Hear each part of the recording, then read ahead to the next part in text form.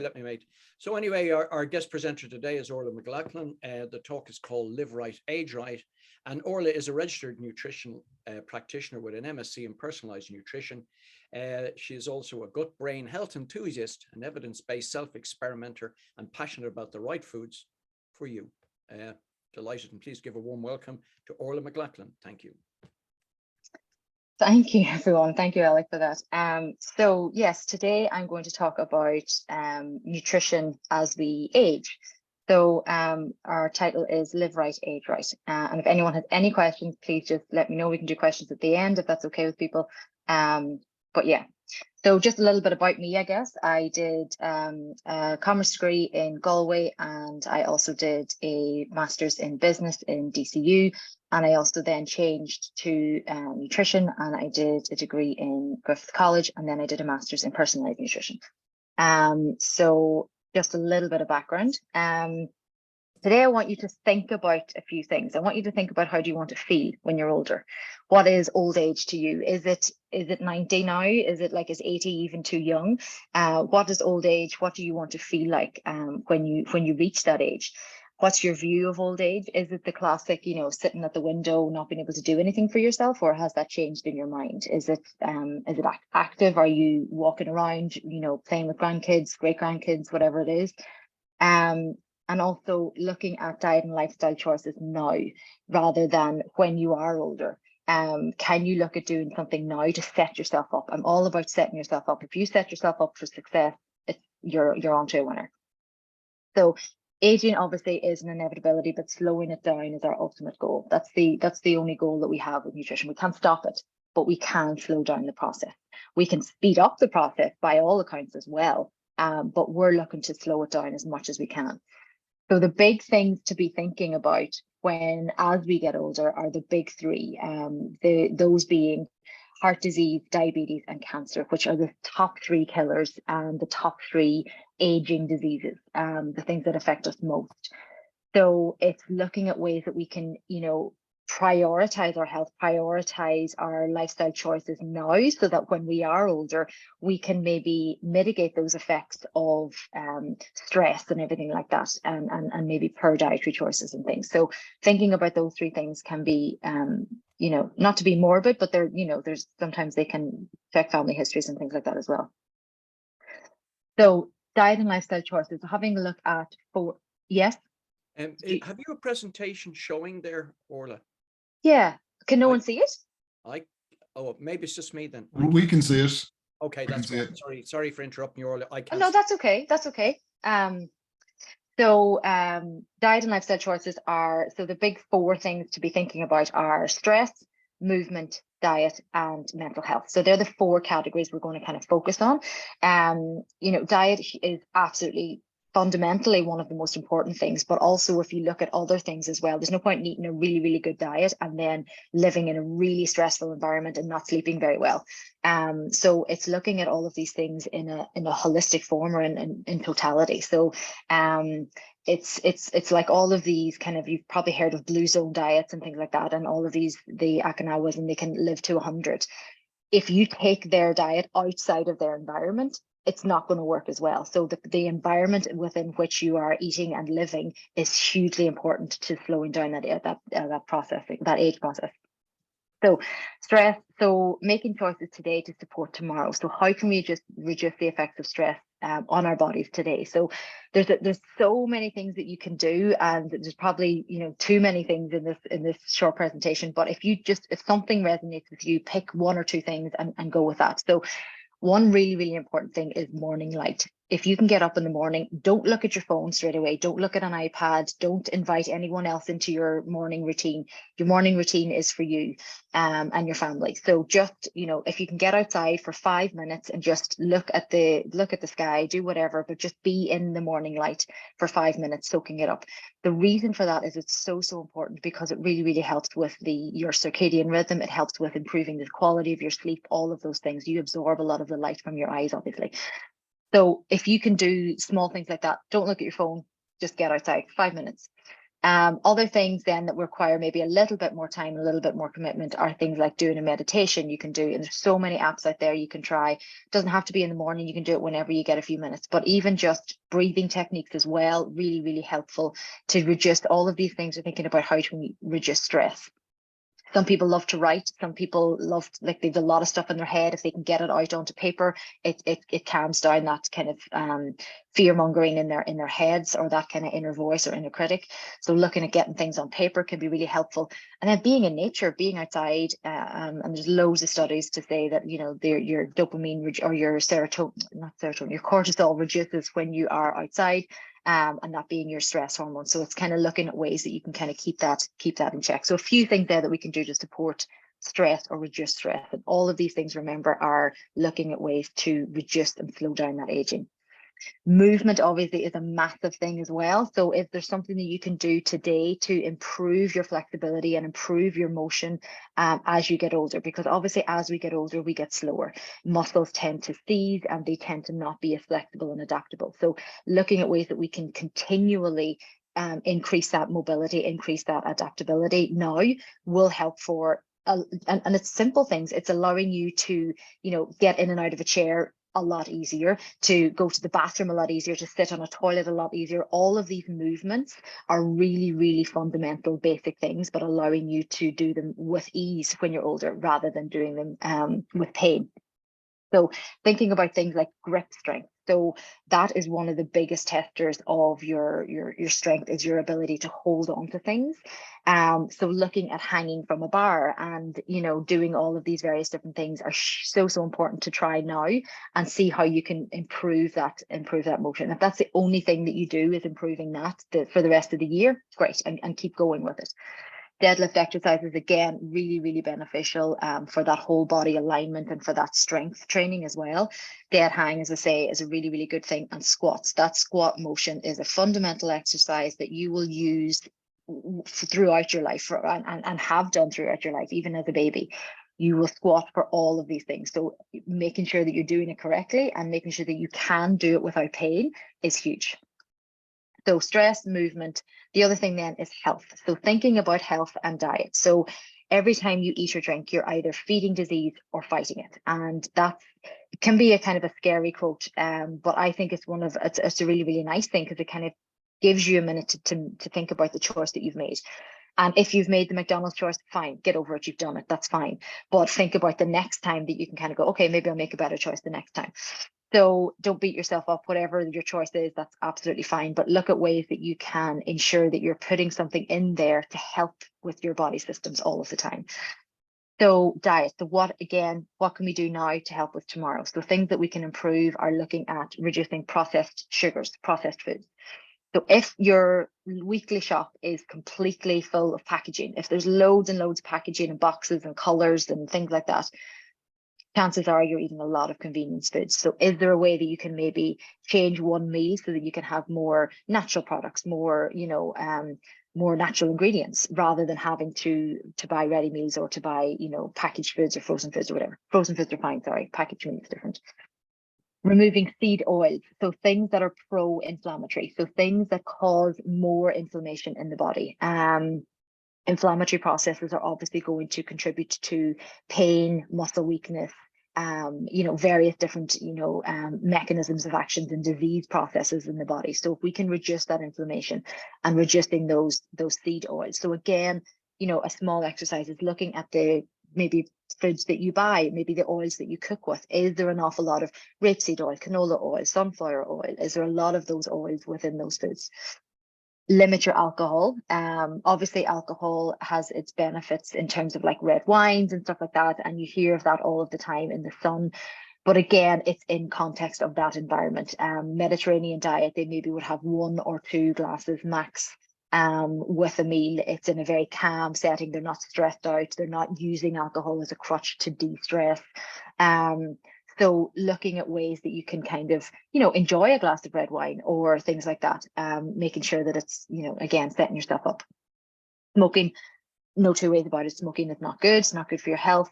So if you're still smoking, if there's looking at ways that you can maybe reduce it or stop would be fundamentally a better thing, because think of all the nutrients as well that you're depleting. Like smoking depletes a lot of nutrients from the body, particularly zinc, which affects your taste buds, which is why when someone gives up cigarettes, everything tastes crap afterwards. Like, I'm going back to smoking. So again, look at ways that you can kind of improve that if that is in front of you.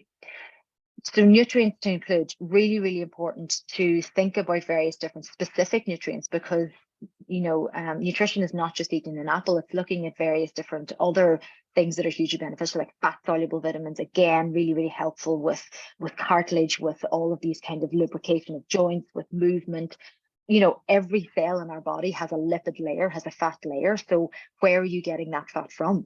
They're essential fats because we need to get them from the diet. So if you're not either taking a supplement or eating, omega-3 fatty foods, you're not really getting enough. So there is wear and tear then on the joints. There is pain going to happen. So looking at ways that you can kind of, put stuff in now to really, really help with that in the future. Vitamin A is a big one. Vitamin A obviously is a fat soluble vitamin, and there's loads of sources there. Vitamin C, water soluble, really, really important for immune system health. As you get older, things can happen. You're more prone to coughs and colds and things like that as well. Zinc, again, a big one. The B vitamins, folic acid, vitamin B12, all of those hugely, hugely important nutrients as we age. Vitamin D, another fat soluble vitamin. We are really, because of our position, our latitude, we don't really get a huge amount of vitamin D from September right round to April. We do now, we get a little bit, maybe not today, but we do get a little bit in the summer months in Ireland. So maybe look at getting your vitamin D levels tested, in September, so that whether you need to put in some supplementation there, or look at it in going into the winter. Hugely important. It's almost like a hormone, like it's a vitamin, fat soluble vitamin, but so beneficial for mental health, for immune system health, for everything. Really, really good. Collagen obviously is a big nutrient for skin, for elasticity, all of those. Magnesium, calcium, probiotics, polyphenols, like you'll get some polyphenols obviously in red wine, things like that as well, but polyphenols are hugely, hugely important from your fruit and veg. They will help, their antioxidants, they will help to get rid of any of the toxins, free radicals, the buildup of those kind of things as well. And then mental health. So again, looking at ways that you can put some structures in place now to help with tomorrow. So can you look at ways to build communities, to make different friendships, improve relationships, and look at different issues of self-care. So community is one of those things that, like, it could be a sports community, it could be anything that's community related, that it's kind of a common goal, or you meet frequently. Cycling, all of those various different things. Building a community, building a friendship around those things can be really, really beneficial for your mental health. And carving out relationships as well. If you're not active, or if you're not involved in anything like that, seeking that out can be really, really helpful. And then just self-care. I mean, self-care has taken on, it's a huge word now in the internet world, but just doing something for yourself every day. It doesn't have to be a big thing, doesn't have to be massive. It can just be 5-10 minutes. Breathing exercises, something that you need that makes you feel at peace. Just try to, that can be as big as small as you need it to be. So in summary, think about how you want to feel. If you want to feel active, if you want to feel enthusiastic, excited, if you want to feel all of those things, and energetic being a huge one, what can you do now to help you to get there? So what steps can you take now? Think about your current stress, think about your movement, think about your food choices, and see if there's one small thing there that you could change, maybe within those categories, to set yourself up or to make that change. And I think the biggest thing is making time for your health now, rather than looking to fix it in the future, because it's easier to prevent than it is to cure. So look at ways that you can do the preventative thing now. And that's it. Thank you so much for listening. And if you have any questions at all, please, I feel like I maybe whizzed through that a little bit too fast. But anyway, hopefully you took something from it. Thank you very much, Orla. Appreciate that. Thank you. we're going to have a Q&A session. If you'd like to put your hands up, it'd be easier so we can keep it. But can I kick off with you? In terms of all these various vitamins and things that we may or may not be deficient in, if you were to recommend one supplement to take, have you something you could suggest? Can I suggest two? Yes, of course. Yeah. So I would say magnesium and vitamin D. The reason for that choice, magnesium is a calming mineral. It's inherently calms anything in the body. So if you are lacking in magnesium, things will spasm. So it can take the shape of irritable bowel. It can take the shape of high blood pressure, migraine headaches, muscle cramps. If you have any of those, you are likely to be lower in magnesium. Stress depletes magnesium, caffeine depletes magnesium. So I think magnesium is one of those minerals that a lot of people are quite low in, and then vitamin D just for the awesomeness that is the vitamin D. Appreciate that, Orla. We have a couple of questions. I'll start with Cormac there, if you'd like to ask your question there. Yeah, that was fantastic, Orla. Really, really good. Thanks. Thank you. Just wondering, would there be any particular healthy eating book that you might recommend? Sorry now if that puts you on the spot or anything, but does anything come to mind as in a healthy eating book? I would say do you know what? From my perspective, it's actually quite hard to answer that question because there is about a zillion different diets. I don't like to prescribe one diet because it could be so wrong for you. But in terms of healthy eating, I think there's aspects of everything that I could take. And the only reason I'm going to mention the Happy Pear is because they allow you to get more vegetables into your diet. I don't necessarily prescribe to everything that they do at all. It's just I think meat is brilliant. I love meat. I think, whatever my personal preferences are, meat is really, really nutritious. So I would say, depending on where you're failing at, look for kind of just a general healthy eating would kind of encompass everything. Sorry, that's a really wishy-washy answer. It's probably not helpful, but I don't have something very specific. Yeah, no, it was a very general question anyway, so I know it's hard to answer, but no, I'll look out for the Happy Pear anyway.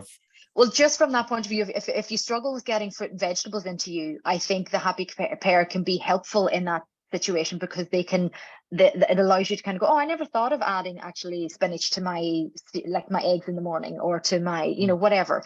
So it allows you to kind of use fruit and vegetables in a different way as well, in different format, rather than and I don't know if fruit and veg is where you're struggling, but just it can be helpful sometimes to try and add them in that way in soups and stews and in smoothies, and they're good for that.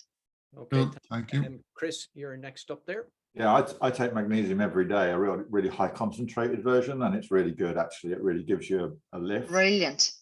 First, and again, your presentation was brilliant, so thank you for that. Thank you. Vitamin D, I always was under the impression that it was like, some people call it like the sunshine drug. You have it if you don't have the sun. But I thought if you overdid it, then it was actually not so good for you. Is that not true? There is a toxicity level in vitamin D, absolutely. But for us to be toxic in vitamin D, I would doubt it. But I would always recommend people get tested before they supplement, because it's particularly if there's things like Alzheimer's and family history of Alzheimer's in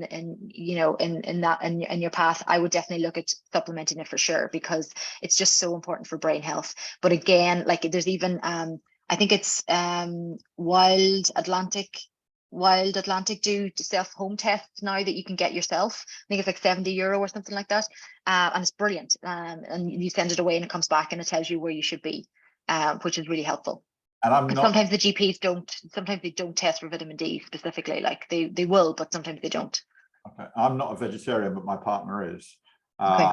And so I do have, living in Germany, I have sausage and meat and stuff, but are there vitamins I should be taking to replace? Because I'm probably having now about 10% meat a week and the rest vegetables.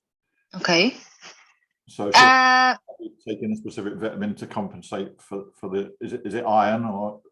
No, you'll be getting loads of iron. Iron is there's two forms of iron, heme and non-heme. So heme, you'll be getting loads of it from animal products. Non-heme is from plants, and you probably don't really absorb a huge amount of it from plant anyway without vitamin C. So I would definitely, I think it should be fine as long as you're including, like, it sounds like it's balanced there with meat and stuff, but as long as you're maybe having salads with it as well and getting some of those phytonutrients in, should be fine. I wouldn't say magnesium is a brilliant one to have in terms of supplementation. So Thanks for that. Fine. Okay, Vincent. Yes, just to I'm not on. Okay, I'm not mute. Just to say, my internet is terrible today. I don't know what's the story. I'm running in and out of rooms. But regarding vitamin D and cholesterol, do you know the alien view of cholesterol? Alien view? No, I haven't heard of it. The alien story about why cholesterol is not a killer at all, that cholesterol doesn't do anything, but cholesterol always shows up. Imagine if you were an alien looking down on Earth and you see all the accidents that happen, and you always see an ambulance there at every accident. You would assume it was the ambulance that did it. Okay. But it's not. Right. There are 3 types of cholesterol, and none of them are actually bad for you. But there is something else, and I can't remember what it was. I was kind of hoping that you might know it. There is something else that creates the cholesterol, but it's not the cholesterol that actually is harmful. And it's Dr. William Lee who wrote that Eat to Beat Disease. And he's the guy as well who talks about the alien view of cholesterol. He used to be, what was he? This guy is God, honestly, when it comes to this type of stuff. And it's the alien view of most diseases that we have today, including cholesterol and heart disease. So when they were doing heart surgeries and stuff like that, they would always find cholesterol there. They always thought that was the problem. But it's not. They also found that there is something that creates the cholesterol, but if you eat something, you don't get that thing that creates the cholesterol. All right, Vincent, will you put his name in the chat box there? It's there. Yeah, it's there. Eat to Beat Disease, Dr. William Lee. All right. I wrote, this is the word of God. It's just me. Thanks for that, Vincent. Just to keep just want to keep us on target here. I'll come to you in just a second, Evelyn and Barbara, with questions. If anybody hasn't registered, there's the link in there. Please register. And then I'll put in the link. You can see who is here, just to keep an eye. And then I'll put in the one-to-one links while this is all going on. So multiple tasking here. Evelyn, you have a question. Yeah, so thank you, Orla, for your great presentation. So yeah, I have a question about oil. I have to say I'm quite confused when it comes to oil because, you know, for a number of years, my cholesterol levels were a little on the high side, right? And I was actually consuming olive oil only. And my GP advised me to switch to rapeseed oil. And when I purchase a rapeseed oil bottle in a supermarket, I always select a good quality one where it shows on the label that it's actually good for a healthy heart, right? So, and what you're telling us today is to remove rapeseed oil. So I'm a little confused as to, you know, what the truth is in all of this. Yeah, 100%. Great question. What I would say is you can get your cholesterol tested and you can actually, so the LDL will be broken down into the bad cholesterol of the LDL and the light and fluffy parts of the LDL. Like olive oil will absolutely push up the cholesterol, but it'll push up the good LDL. So it's broken down into 2. The HDL is your good cholesterol as well. So you could ask to get that test done, which breaks down the LDL cholesterol into those various different lipoproteins. So that would be very beneficial to know whether it's the light and fluffy or the hard and dense particles, which are causing and linked to heart disease. Then like the thing with olive oil is that it's very beneficial for your health in terms of it is very heart healthy, but rapeseed oil is very pro-inflammatory when consumed too much because of the structure of the oil. So I would definitely recommend getting your cholesterol tested, but getting it further tested, not just a regular blood test, but asking them, can they break it down? And if the LDL is higher, but yeah, that would be my my take on it now, is to further investigate the LDL cholesterol. Okay. Thank you. I have a question for you here, Orla, from somebody. The question is 2 liters of Diet Coke a day bad if you do 4 hours of tennis per week? Still, yes.